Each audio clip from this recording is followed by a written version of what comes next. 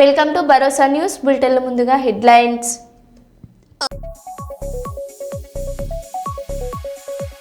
పెద్దాపురంలో NDRF community awareness కార్యక్రమం.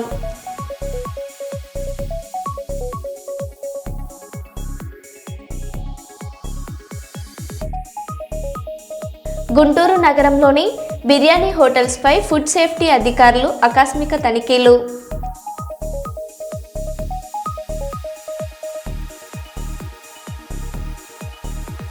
AP deputy CM Pawan Kalyan మరోసారి మానవత్వాన్ని చాటుకున్నారు.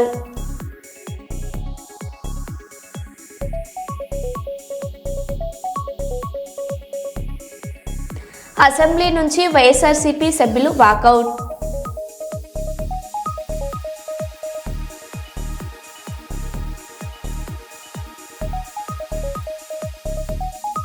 హన్మకొండ అంబేద్కర్ భవన్లో లబ్ధిదారులకు చెక్కులు పంపిణీ చేసిన ఎమ్మెల్యే నాయన్ రాజేందర్ రెడ్డి.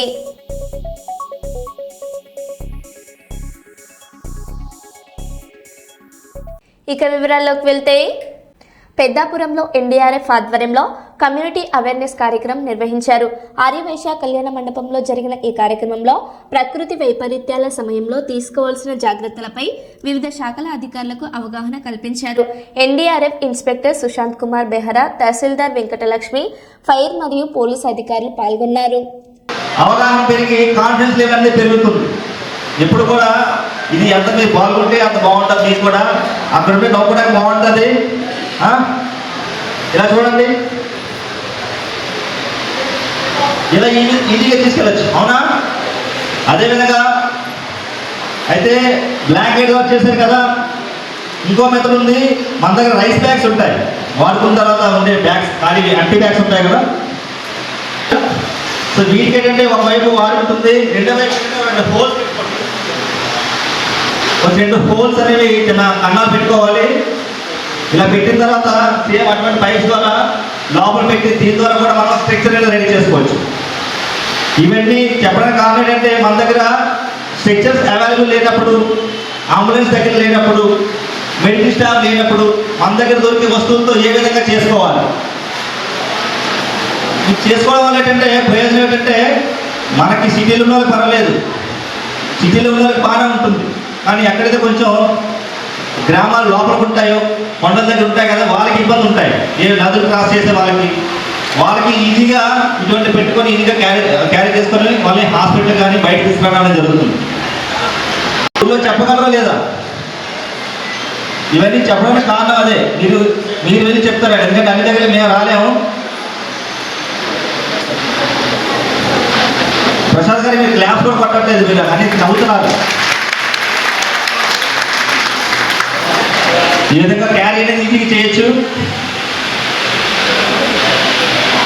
మీరు సంచి సిగిపోతుంది, అదేం ప్రాబ్లం లేదు. ఎప్పుడు కూడా అంత ఈజీగా ఏమవుతుంది. మంచిది. పరిశుభ్రంగా తీసుకొని ఎక్కడైతే దెబ్బతిందో దెబ్బ మీద గట్టిగా పట్టుకొని ఒక 5 నుంచి 15 నిమిషాలు వెయిట్ చేయాలి. దేనికోసం అంటే మన బ్లడ్ క్లాటింగ్ అనేది జరుగుతుంది, రక్తం అనేది గడ్డకట్టుకుంటుంది. గడ్డకట్టుకునే టైం ఏంటంటే 5 నుంచి 15 నిమిషాలు పట్టుకుంటే దాని ద్వారా ఏంటంటే రక్తాన్ని మనం అక్కడ ఆపేయచ్చు, నెమ్మదిగా వెళ్తుంది, అవునా? సో దీని ద్వారా కూడా మనం ఆ రక్తస్రావాన్ని ఆపడానికి ఇదొక మెథడ్ అన్నమాట. ఈ విధంగా దెబ్బతలింది కదా, దెబ్బతలింది మెథడ్. ఈ విధంగా మన గుండె కన్నా హైట్లో ఉంచాలి. ఈ విధంగా చేయడం ద్వారా అలాగ బ్లడ్ బ్లీడింగ్ అనేది కంట్రోల్ చేయొచ్చు. సో ఈ విధంగా చేశారు, అయినా బ్లడ్ బ్లీడింగ్ అనేది కంట్రోల్ అవ్వలేదు. ఇక్కడ కొంచెం లోతుగా కట్ అయితే లోపల ఉన్న ఆ థర్డ్ లేయర్, 3వ లేయర్ కట్ అయింది అనుకోండి, దాని ద్వారా మనం కంట్రోల్ అనేది చేయలేదు. వ్యవస్థ ఉంటుంది, నాడీ వ్యవస్థ తెలిసి ఉంటుంది. నాడీ వ్యవస్థ నాడులు ఉంటాయి కదా, ఆ పల్స్ నాడీలు ఉన్నవి పెద్ద నాడి నుంచి చిన్న చిన్న నాడులుగా డివైడ్ అవుతాయి. ఒక చెయ్యికి నాడి ఉందంటే దీనికి ముందుగా పెద్ద నాడు వచ్చి ఎక్కడైతే అవి విడిపోతాయో అక్కడ ప్రెజర్ పాయింట్స్ ఉంటాయి. ఇక్కడ ఈ అబ్బాయికి ఇక్కడ చెయ్యి దెబ్బతింది కదా, గట్టిగా పట్టుకోవడం వల్ల ఏంటంటే దాని ద్వారా కూడా ప్రెజర్ అనేది ఆగడం జరుగుతుంది, నెమ్మదిగా ఆగి దీని ద్వారా కూడా మనం బ్లీడింగ్ కంట్రోల్ అనేది చేయవచ్చు.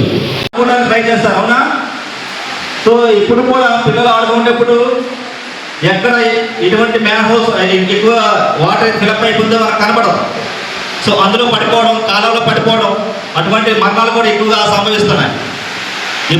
వరదలు రాకముందు మనం చేయాల్సిన పని ఏంటంటే, అనౌన్స్ చేస్తున్నారంటే మనం తీసుకోవాల్సిన జాగ్రత్తలు. ముందుగా మనకి సంబంధించిన డాక్యుమెంట్స్ ఉంటాయి.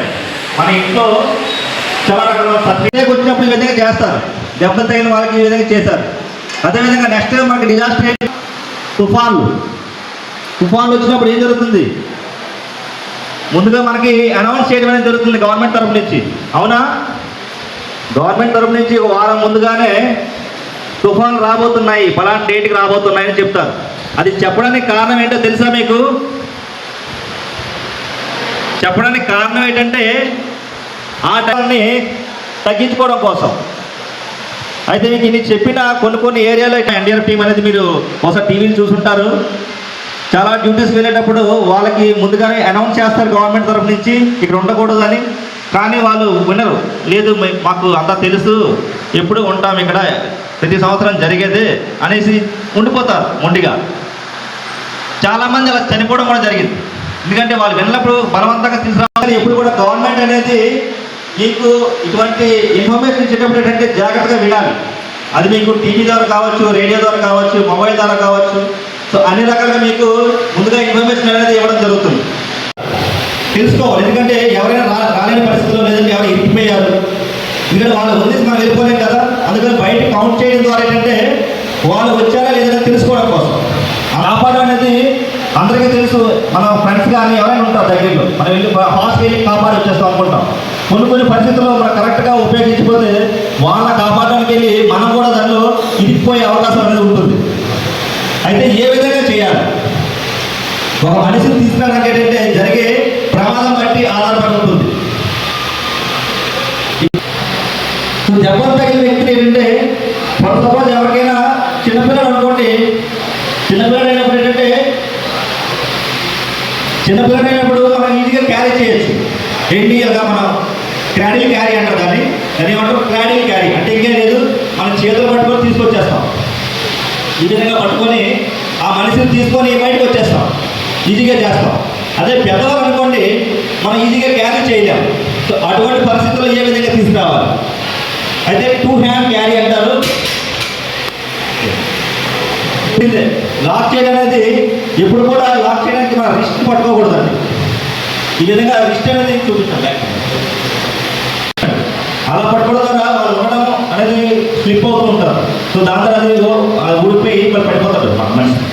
సో దాని ద్వారా ఏంటంటే ఇంకా ఇంజూరీ అవుతాడు. సో ఈ విధంగా లాక్ చేసుకోవాలి. లాక్ చేసి ఎవరైతే మనిషి ఉన్నారో మన కింద వంగి వాళ్ళని కూర్చోబెట్టుకొని ఈజీగా క్యారీ చేయొచ్చు బయట. అది అంటే ఎప్పుడు జరుగుతుంది? ఎవరైతే ఇరికిపోయారో వాళ్ళని బయట తీసుకురావడం కోసం. జరిగిన వెంటనే చేయాల్సిన పని నేను చెప్పాను. అయితే ఇదే విధంగా కొంచెం మనిషి పూర్తిగా నడవలేకపోతున్నాడు, 2 కాళ్ళు సరిగా పనిచేయట్లేదు, లేదా దెబ్బలు కొంచెం గట్టిగా తగిలాయి, లేదంటే వెనక బ్యాక్ ముందు ఇంజూరీ అయింది. అప్పుడు ఏ విధంగా క్యారీ చేయాలి? 4 హ్యాండ్ క్యారీ అంటారు దీన్ని. అంటే తిరిగి మనిషి పూర్తిగా లేపు తీసుకురావాలన్నమాట. ఈ విధంగా చేసినప్పుడు ఏంటంటే ఈ విధంగా లాక్ చేసి ఇక్కడ ఈజీగా కూర్చోవచ్చు. తనకేంటంటే పూర్తిగా ఏమి నొప్పి లేకుండా ఈజీగా బయటకు తీసుకురావాలి. ఈ విధంగా బయటకు ఈజీగా తీసుకురావాలి మనం. దీని ద్వారా కూడా మనిషికి ఏమి ఇబ్బంది ఉండదు. మనం ఎంత దూరమైనా తీసుకురావాలి. ఒక బిల్లు నుంచి పైనుంచి కింద తీసుకొస్తున్నాం, ఏదైనా మెట్లు దిగుతున్నాం. అలాంటప్పుడు ఏంటంటే ఇందాక నేను చెప్పేది ఏంటంటే ఇబ్బందిగా ఉంటుంది మెట్లు దిగేటప్పుడు, కానీ ఇది ఈజీగా ఉంటుంది. మంచిర్యాల జిల్లా కేతనపల్లి 10వ వార్డులో పోలింగ్ కేంద్రంలో ఓటు హక్కు వినియోగించుకున్న మాజీ ఎమ్మెల్యే బాల్క సుమన్ దంపతులు రాణి Alekhya.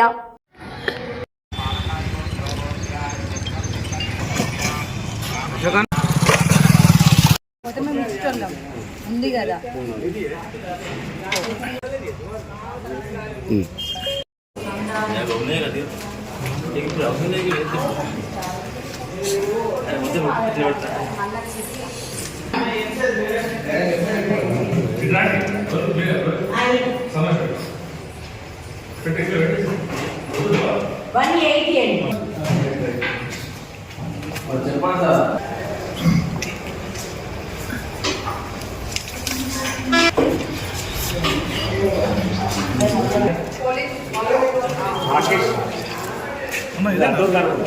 First number sir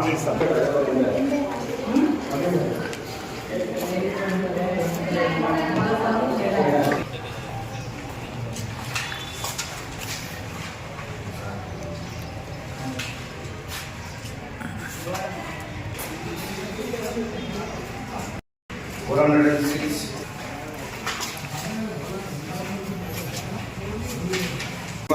Radhika कोई पापा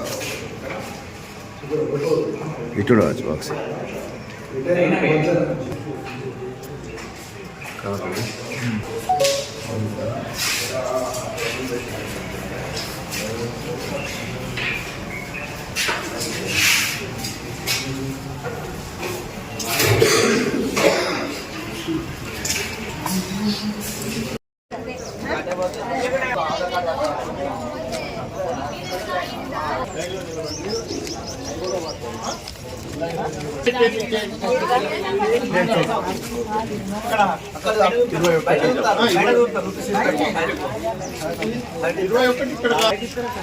ఇక్కడ కాదమ్మా 22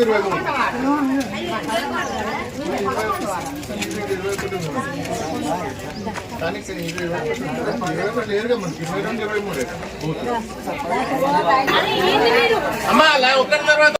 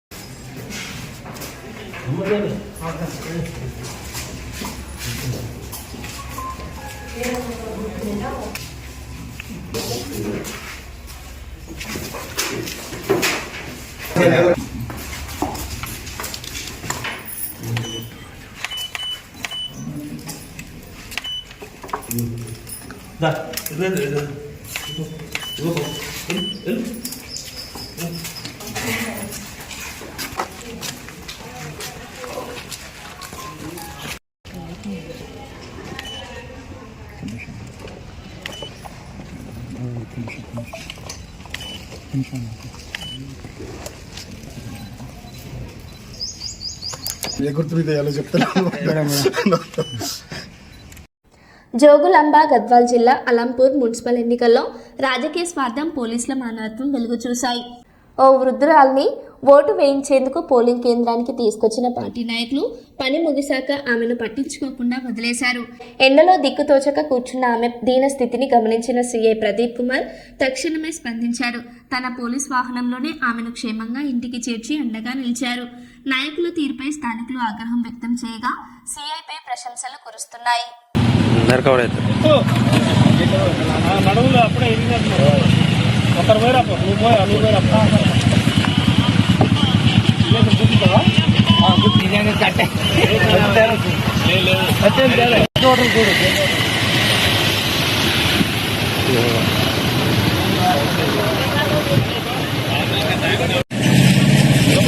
ఫోటో డౌటే కానీ ఆ ఫోటో అయితే వస్తుంది.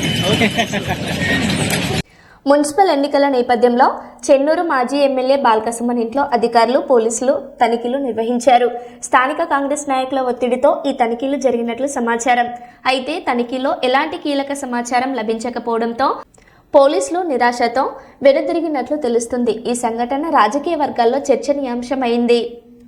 మా ఇల్లు చెక్ చేస్తున్నారు కదా, కాంగ్రెస్ లీడర్లు ఇల్లు చెక్ చేస్తున్నారా? మొన్న మా వాళ్ళని బైండ్ ఓవర్ అని చేసిరు సిఐ గారు.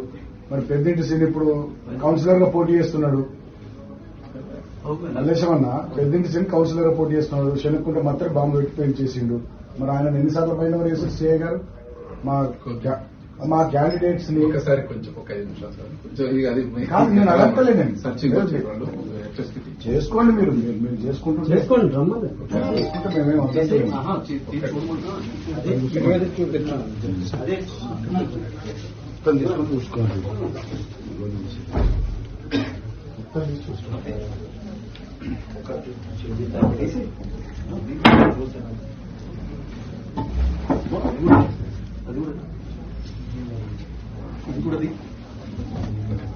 చెన్నూరులో పోలీసు రాజ్యం నడుస్తుంది. రాజ్యం నడుస్తుంది. మొత్తం మా అభ్యర్థుల బైండ్ ఓవర్లు మా ఇళ్ల మీద వచ్చి చెక్ చేయడాలు, రెడీ చేయడాలు.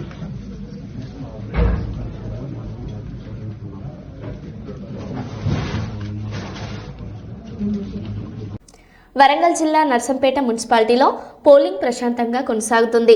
30 వార్డులో ఓటింగ్ ప్రారంభమై మధ్యాహ్నం 1 గంట వరకు 57.64% పోలింగ్ నమోదైంది. గ్రీన్ పోలింగ్ స్టేషన్లు, ప్లాస్టిక్ రహిత కేంద్రాలతో ప్రత్యేక ఏర్పాట్లు చేసినట్లు కలెక్టర్ సత్యశారద తెలిపారు. ఆకుపచ్చ తోరణాలతో అలంకరించిన హరిత కేంద్రాల్లో గులాబీ పువ్వులతో ఓటర్లకు స్వాగతం పలుకుతూ భారీగా ప్రజలు తమ ఓటు హక్కును వినియోగించుకుంటున్నారు.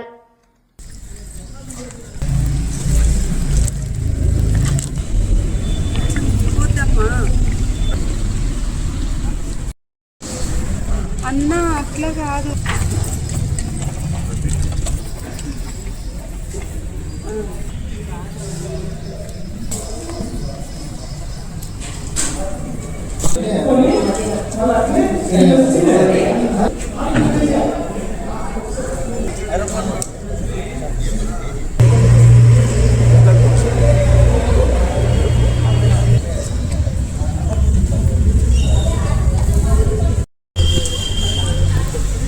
వెళ్ళండి.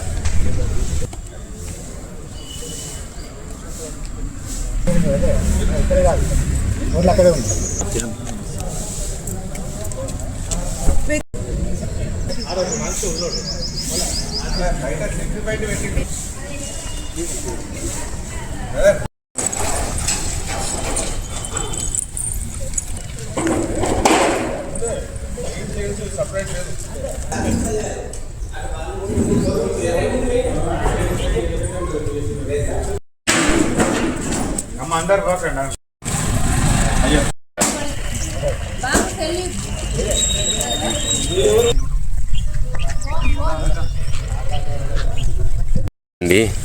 సార్ తీసుకున్నారా?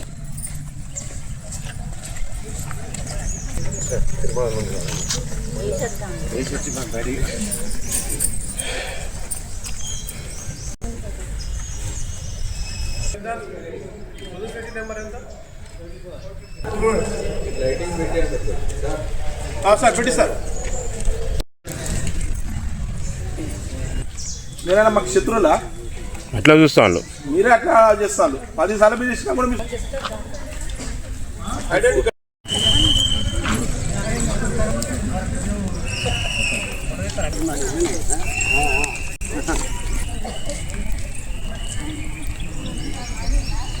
ఓటు వినియోగించుకుంటాం. భూపాలపల్లి నుంచి వచ్చి నా ఓటు చేపెట్టండి సార్ మీరు.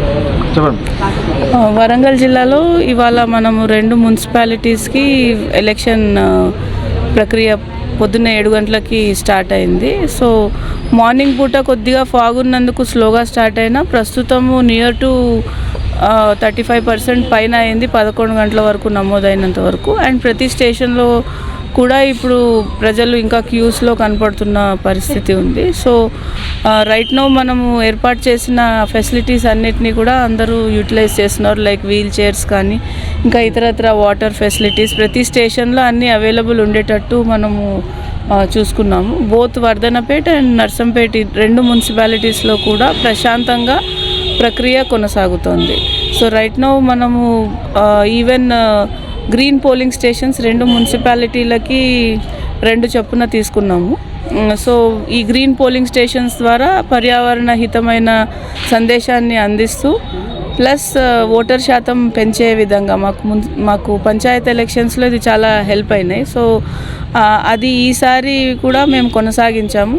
సో దట్ ఓటర్ శాతం పెరుగుతుందని. సో అలాగనే ఇక్కడ మనం చూసినట్టయితే చాలామంది ఇవి చూడడానికి కూడా వచ్చి మాట్లాడుకొని ఒక పండగ లాంటి వాతావరణంలో ఇది మొత్తము ఎలక్షన్ ఓటింగ్ అనేది జరుగుతుంది right now. So as of now no issues from Warangal, పీస్ఫుల్గానే జరుగుతుంది మొత్తం.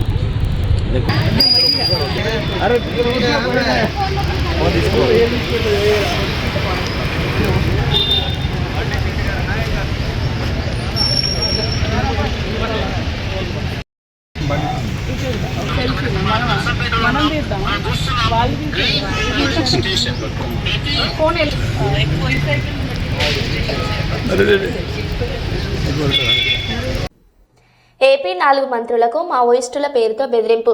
టూరిజం శాఖ మంత్రి కందుల దుర్గేష్, రెవెన్యూ శాఖ మంత్రి అనగాని సత్యప్రసాద్, ఆరోగ్య శాఖ మంత్రి సత్యకుమార్, ఎక్సైజ్ శాఖ మంత్రి కొల్లు రవీంద్రకు మావోయిస్టుల పేరుతో బెదిరింపుల లేఖలు. జాగ్రత్తగా ఉండాలంటూ హెచ్చరికలు. ఇప్పటికే పోలీసులకు ఫిర్యాదు చేసిన కందుల దుర్గేష్ లేఖలపై ఈ రోజు ప్రారంభమైన అసెంబ్లీ లాబీలో విస్తృత చర్చ జరిగింది.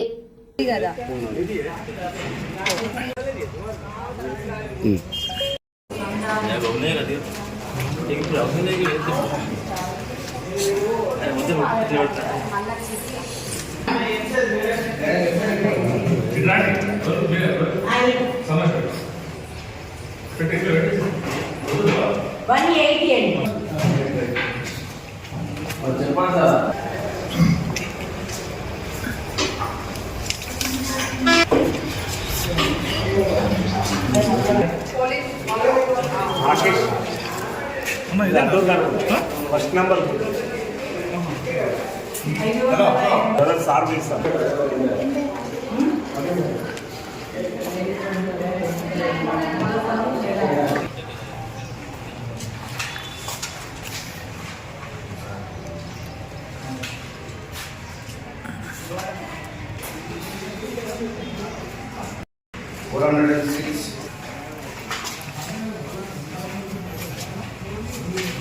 సార్ రాధికా కోయిపాక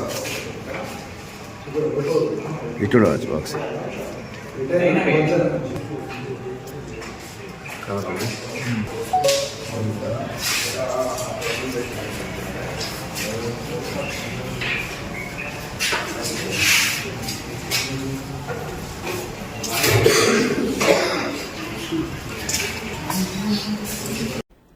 అసెంబ్లీ వద్ద శ్రీ వైఎస్ జగన్మోహన్ రెడ్డి, దువ్వాడ శ్రీనివాస్.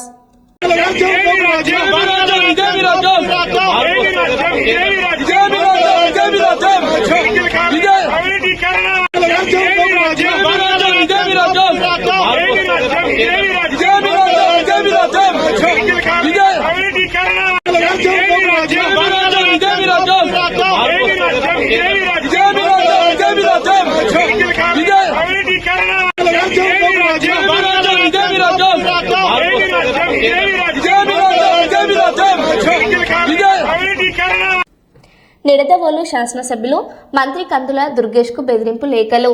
మావోయిస్టుల నుంచి లేఖలు వచ్చినట్టు గుర్తించిన దుర్గేష్ కార్యాలయ సిబ్బంది. పోలీసులకు ఫిర్యాదు చేసిన మంత్రి పిఎస్. విచారణ చేపట్టిన పోలీసులు.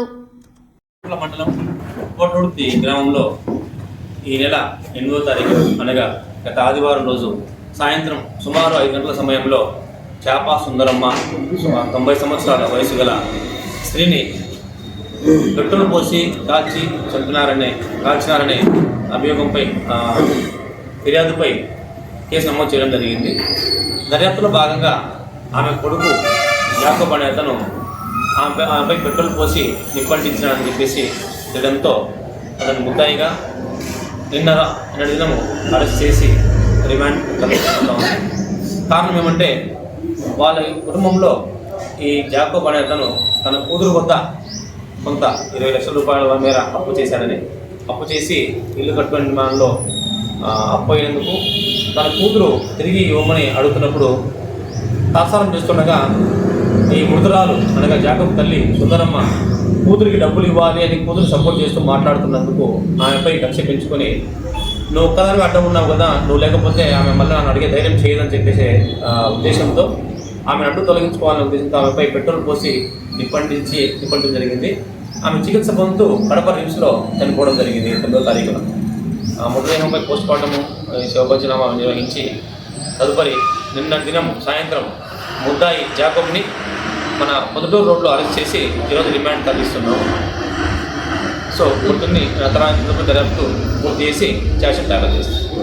మరో బులెటిన్లో మళ్ళీ కలుద్దాం. Stay tune.